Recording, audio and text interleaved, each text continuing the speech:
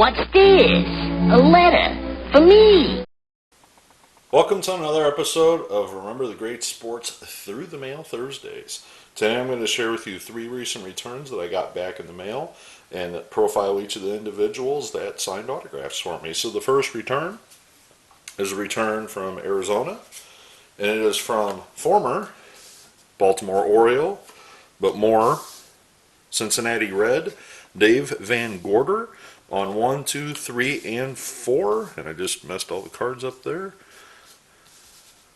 And unfortunately, the 4th one got smeared here on the end, and I don't know if that was while he was shuffling the cards or putting it back in the envelope. But unfortunately, that 86 Donruss did get a little bit of a smear on there. But, you know, at least that is not a irreplaceable card. I would rather have the smear on there as opposed to the all-time Orioles card. So maybe I'll send another few to Dave in the future and just say, hey, if one got messed up, you mind signing a couple more? But let me tell you about Dave Van Gorder and his career in baseball. Dave Van Gorder originally was born in California. He, however, relocated to Arizona, and he was selected out of high school by the Philadelphia Phillies in the 9th round in 1975. However, chose not to sign with the Phillies and instead went to the University of Southern California to play baseball for their college baseball team. In 1978, a couple years later, the Cincinnati Reds made Dave Van Gorder their 2nd round pick of the draft that year after having a decent career in the college ranks. Well, Van Gorder skipped right over rookie and A-ball, and the Reds felt that he was prepared enough to catch at the Double-A level. So after signing with the Reds in 1978, he made 73 appearances for their Double-A affiliate and batted a .263 in his first professional debut. The following year in 1979, they kept him in Double-A. He appeared in 137 games, moved his batting average up to .284, and blasted 6 home runs while manning the plate. The following year in 1980, he was promoted to Triple-A. He appeared in just 71 games that year and has posted just a .225 batting average. In 1981, he repeated his stint in Triple-A, this time improving his batting average back up to .250 and hitting 15 home runs for the club that year. 1982 was more of the same. He started out the year in Triple-A for the Reds at 25 years old. He got called up to the majors on June 15th, 1982. And he split the 1982 season between the Cincinnati Reds and their Triple-A affiliate. He appeared in 51 games at the major league level, but posted just a .182 batting average. In 1983, the Reds decided to send him back down to Triple-A, where he would pretty much be the full-time catcher in Triple-A that year for the Reds, where he posted in 117 games behind the plate for them that year without a call-up.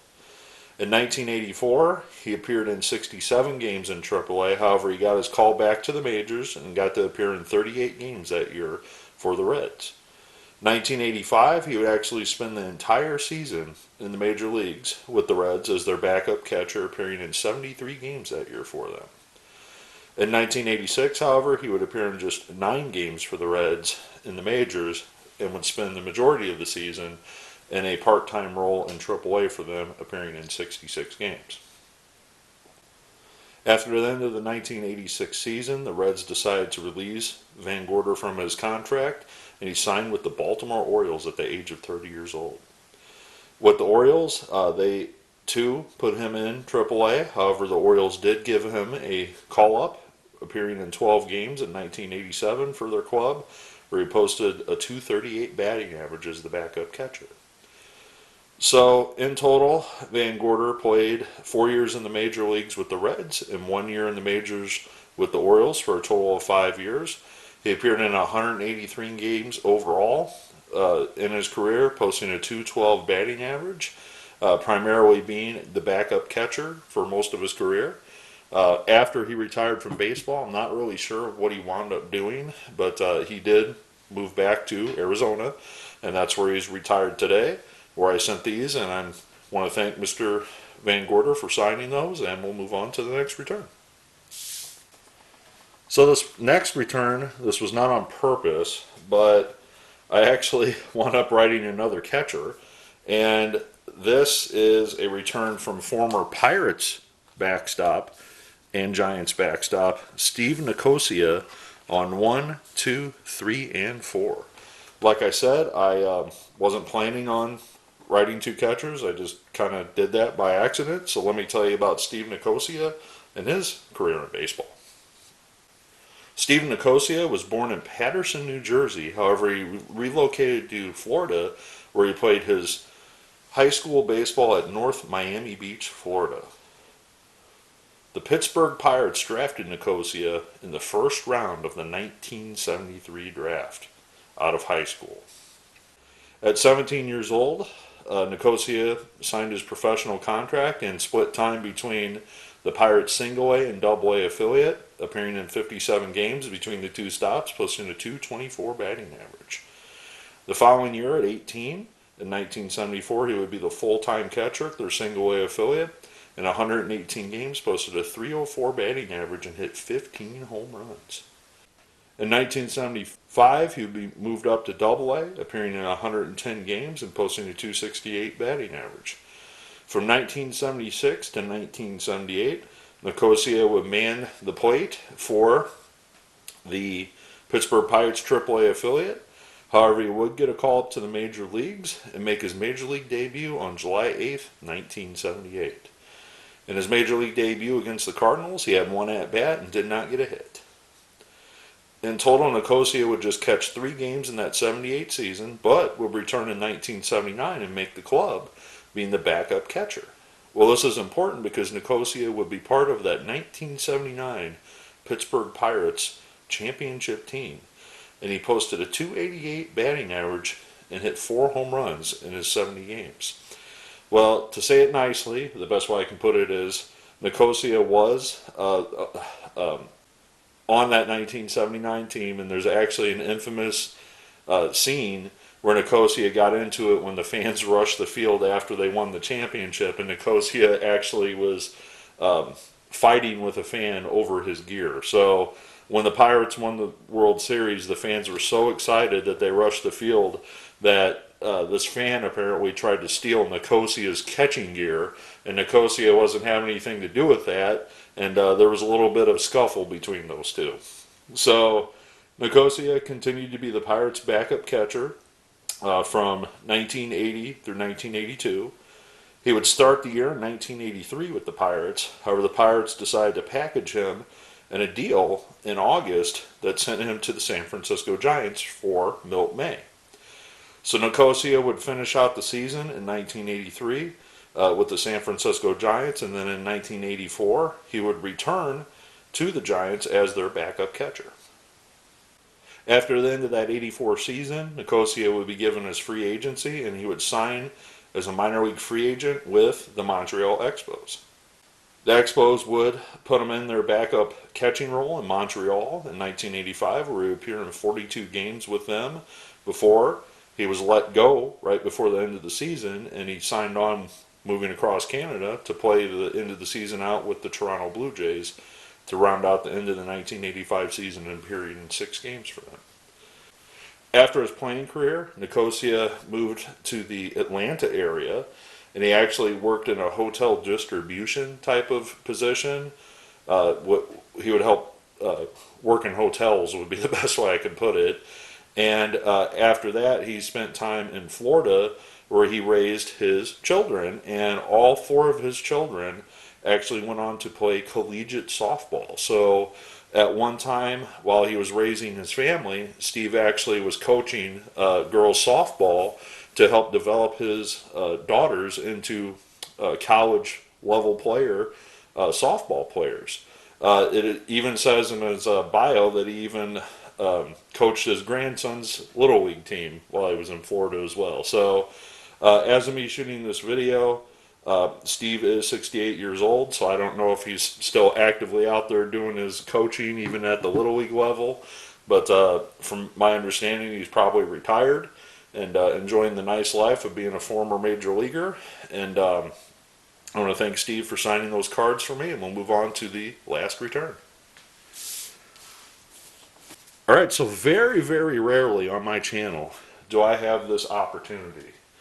And this is an opportunity to share with you a record holder. And somebody that I'm going to bring up in this video a little bit later on as a record holder is somebody like Ricky Henderson, somebody that has the most stolen bases in a career, or somebody like Cal Ripken Jr. with the most games played in a career, something along those lines. Well, this is one of those individuals that, despite being an all-time record holder, is not in the Hall of Fame. And who am I talking about? You're probably wondering. And this is a return from California from former left-handed relief specialist Jesse Orosco on 4 of 4 cards. And I happen to have this New York Mets postcard.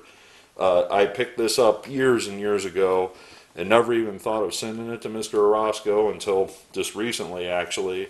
And I wrote Mr. Orosco. I told him how much of a big fan I was because of growing up as a kid. I definitely watched him pitch in multiple decades. And one of the things that I want to tell you is Jesse Orosco pitched in 4 different decades. Yes, you heard me say that correctly. Jesse Orosco is only one of 31 players in baseball history to have appeared in 4 decades. A pretty amazing feat, if you must ask me. So, what's the record that Jesse Orosco holds? Well, that record, most notably, is the Major League record for career pitching appearances. So at 1,252 games, no other person has appeared in more baseball games as a pitcher than Jesse Orosco. That's pretty amazing, and I probably am going to go out on a limb, at least in my lifetime, however much longer that is. You're probably never going to see somebody break that record because pitchers just do not last as long as they did back in Jesse's era. And the game was much more different, how pitchers were utilized during Jesse's era, that with all the injuries and everything with current players, it's just an unreachable stat. So, enough about all his records and his longevity in baseball. Let me just cover the biography the best I can of the illustrious and long career of Jesse Orosco. Orosco was drafted out of Santa Barbara City College by the Minnesota Twins in 1978 in the draft. He was very briefly in the Twins organization because in February of 1979, the Twins decided to trade Jesse Orosco to the New York Mets to complete a deal that sent veteran starter Jerry Koosman to the Twins a couple months earlier. To his amazement, Orosco was so lights out that he made his Major League debut with the New York Mets on April 5th, 1979. His debut was just 1 1/3 innings pitched, and he gave up no hits and didn't do anything. He basically got him out of the inning. Well, Orosco wouldn't stay the entire season with the Mets as they were trying to figure out what they had with him, and he appeared in 18 games and actually made 2 starts for New York. However, they did decide to give him some more seasoning in AAA, as they were really looking really hard at him to becoming a starter for their pitching rotation. And Orosco actually started 15 games that first year in 1979 for their AAA affiliate, splitting his record at 4 wins and 4 losses. Well, in 1980, the Mets decided, hey, let's just make this guy pretty much a full-time relief pitcher. And he appeared in 37 games, just starting 1 for their AA affiliate. And he didn't get a call-up in 1980, but in 1981, he would spend the majority of the season with their AAA affiliate, posting a 9-5 record, and also being a spot starter in 47 games. But he did get it back to the majors with the Mets, and in his brief 8 games that he was up, he posted a 1.56 ERA out of the bullpen. Well, in 1982, there was a spot for Jesse Orosco in New York. Orosco appeared in 54 games for the Mets in their relief corps, posting a 2.72 ERA. The following year, in 1983, Orosco would appear in 62 games for the Mets out of their bullpen, winning 13 games, giving up and having 7 losses, but his ERA was just 1.47, which made him an all-star for the first time in his career. In 1984, Jesse would follow up that all-star campaign in 83 with a second all-star appearance, appearing in 60 games and a minuscule 2.59 ERA with a 10-6 record. Orosco would be in the relief corps for the Mets all the way through 1987, being a part of their relief staff in the 1986 team that went on to win the World Series. He appeared in 58 games in 1986 and had an 8-6 record with a 2.33 ERA. Well, at this point, Jesse's only played for 2 organizations in his career. He was just 30 years old, and the Mets said, you know, we've had enough of this guy. I think we're going to move on from Jesse Orosco. And the Mets decided to trade him to the Los Angeles Dodgers in a 3-team trade that also included the Oakland A's. Well, I'm not going to get into the details of all the people that moved around in that trade. Probably the most notable was Bob Welch going from the Dodgers to Oakland. Somehow, with all the moving parts of this trade, a lot of guys got shuffled around between Oakland, New York, and Los Angeles. And with that, Jesse just pitched that 1 year with the Dodgers in 1988. And of course, they would go on to win the World Series that year. So if you're doing the math, at this point, in 2 years' time, Jesse Orosco won 2 World Series titles. Despite being a key integral part of that 88 team, the Dodgers decided not to re-sign him, and he went and signed with the Cleveland Indians.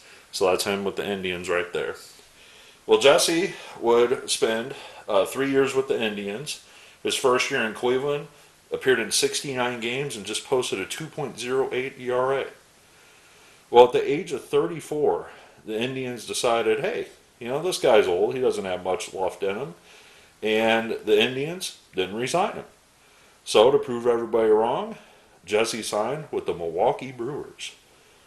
From ages 35 to 37 through the 1994 strike season, Jesse appeared for the Milwaukee Brewers, and he appeared in 156 games in that stretch. And then the strike shortened season happened, and Jesse was again given his free agency.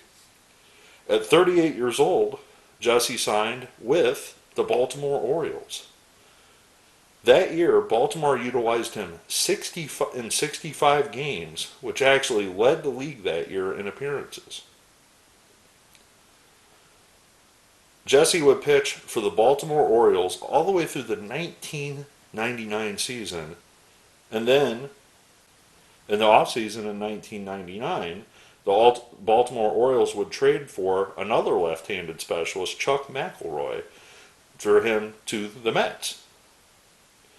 Well, the reunion was very, very short-lived, as basically it was just on paper, because Orosco, expecting to return to New York and be a factor in the bullpen for the Mets organization, decided to flip him before the 2000 season to the St. Louis Cardinals. Well, Orosco showed up in St. Louis at the young age of just 43 years old, and he pitched for the Cardinals for 6 games that year, and it was a very brief stint as he had some injury issues, and again, you would say, hey, there's nothing left in the tank for this guy. Well, Orosco facing this another time in his career, saying, hey, you're not old, you're too old to be in baseball, signed in 2001 with the Los Angeles Dodgers at the age of 44 years old. Well, Orosco, his first year with the Dodgers, appeared in 35 games and posted a 3.94 ERA in his age 44 season. Well, the Dodgers said, heck, let's bring him back another year. And at 45 in 2002, he appeared in 56 games for the Dodgers that year. Well, despite appearing in 56 games and posting an ERA of just 3, the Dodgers decided, well, I think we're going to move on from Jesse. And he actually signed with the San Diego Padres in 2003. So after spending through July with the San Diego Padres in 2003, the Padres flipped him over to the New York Yankees, who of course were making their playoff push. However, the Yankees only held on to him until the end of August, and then they traded him to the Minnesota Twins. So if you followed all that, in his last season, he was 46 years old and pitched for 3 teams, the Padres, the Yankees, and the Twins. Amazing. Well, finally, after the 2003 season concluded, his ERA was not Jesse Orosco-like, let's put it that way, and after the age 46 season, Jesse retired from Major League Baseball. In total, Jesse Orosco pitched 24 seasons in the major leagues.